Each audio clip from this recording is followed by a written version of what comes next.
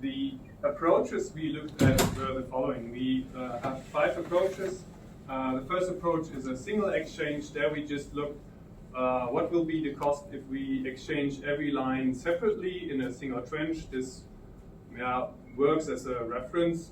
Then we have a sector-separated exchange. There we just exchange medium voltage and low voltage lines together in one trench, but not with gas or heat grids.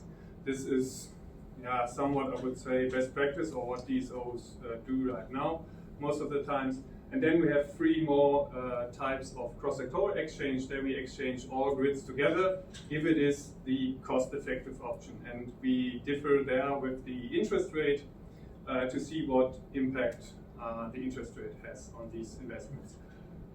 The calculations were done with the open source software QGIS, more precisely with the API of QGIS, PyQGIS. The algorithm we programmed works the following. I can see it's a little bit hard to read. We start with determining the exchange time of each line in the grid. This is easily done because we know when the line was installed and we know the lifespan. So we add this information up, and then we start with the first year of observation, let's say with 2020, and then we start with the first sector, let's say a medium voltage line. Then the algorithm checks, are there lines in near vicinity that could be exchanged together in one trench? And if so, then we calculate, these lines are going to be exchanged in the same year? If so, we calculate then what sector they belong to and how many lines are there. And then we calculate the costs for a common trench to put them all together in one trench.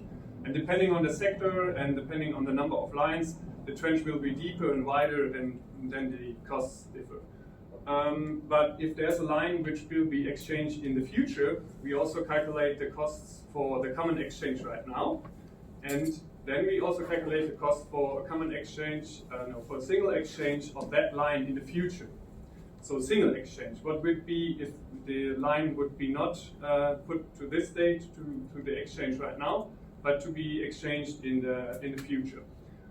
Then we have to discount this investment to the moment we are looking at, and we add all these costs to the cost list, and the algorithm simply selects the cheapest option to exchange all the lines that has to be exchanged within the years of observation, and we add then these information to a list of measures, and in the end we can have the most cost-effective exchange for this grid, and look at it.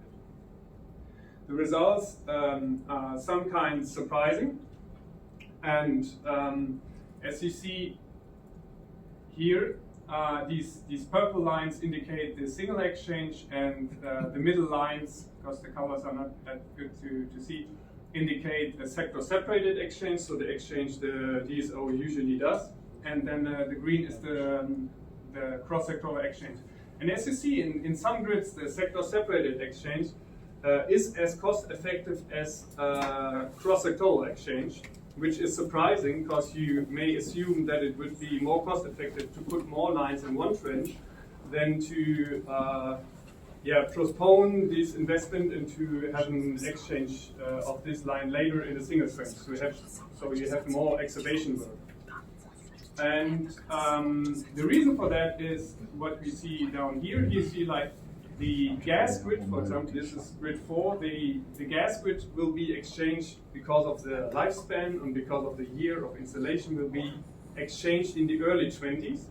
And the whole electricity grids will be exchanged in here is it the 40s and here the 60s. So way later. And because there's such a big gap in the years of exchange, it's not cost effective to exchange them together because we would cut their lifespan, basically.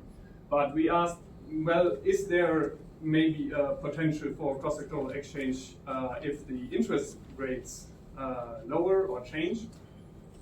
So we looked at this, which is even harder to see. But let's say that in 10 grids we could see that by lowering the interest rate, we see that the costs also lower. So this is due to the fact that when we lower the interest rates, the number of lines that are being exchanged together in one trench, in a common trench, no matter what sector they belong to, increases, and by this we could reduce the costs for the exchange, because we simply just have to make one trench and put the lines in there, compared to have separated works in separated decades after another. We also see, surprisingly, that in grid 3 and grid 10, there's no really a change in how many lines are exchanged in a cross-sectoral manner. This is due to the fact that in these grids, the exchange times of the gas grid, of the heat grid, and of the electricity grid are nearly the same. So then we don't shift the investments from decades, and because of that, it doesn't matter how high, but it's not. It doesn't matter, it's wrong, but it's not that important how big of an impact the interest rate will have. To conclude, we found out that the lifespan and the exchange timing have a really big impact on exchanging cross-sectoral.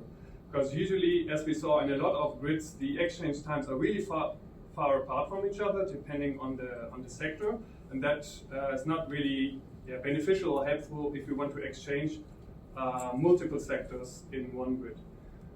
But beside that, also the imputed interest rate is important due to the fact that we have such separated exchange timings.